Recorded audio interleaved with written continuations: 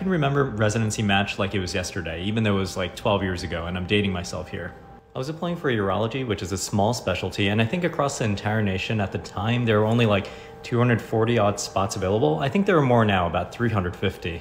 Although my wife's not in medicine, we were engaged back then, and we were trying to coordinate a move where I would match into one city and she would get a job in the same city. But the stakes were really high because she had already accepted a job in Los Angeles, and I had 2 spots at the top of my rank list for Los Angeles, and the rest were many thousands of miles away. So the night before I was going to get that match email, I could hardly sleep.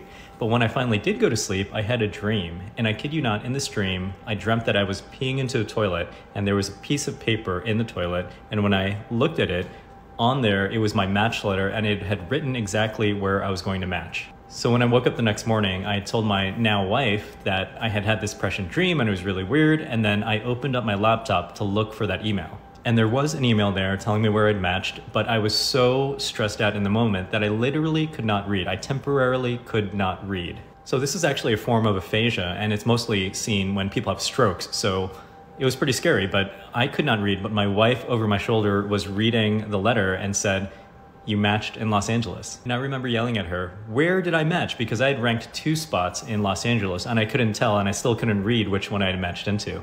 And I did match into the exact program that I had dreamt about. I remember just feeling this sense of excitement and also just anxiety because I knew that it was going to be a rough program, which it was, but that's a story for another day. So all of you guys who matched out there, congratulations. This is a culmination of so much work. I hope you're really enjoying this moment. And even if things don't go exactly the way you wanted it to, even if you didn't match in your top choice, things are going to be totally fine. I think most of the time things happen for a reason, and generally things just have a way of working themselves out. I'm Dan, the Darwinian Doctor. I'm a urologic surgeon. I'm a real estate investor. Follow for more.